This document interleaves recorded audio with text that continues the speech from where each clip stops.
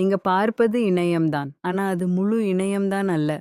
நம்ம தினசரி பயன்படுத்தும் Google, YouTube இல்ல Facebook இது எல்லாம் தான் இணையத்தில 4% மட்டுமே. பாக்கி 26% என்ன?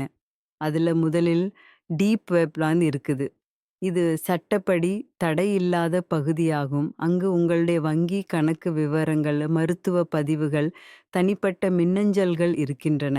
ஆனால் டார்க் வெப் என்பது பாதுகாப்பில்லாத, சட்டவிரோதமான இடம்.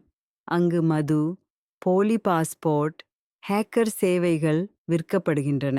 இதற்கான வழி கூகுள் அல்ல, டிஓஆர் பிரவுசர் தான்.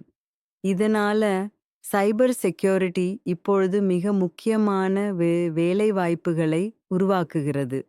Ethical hacking, thread analysis, data protection இவை அனைத்தும் எதிர்காலத்திற்கான முக்கிய திறன்கள்.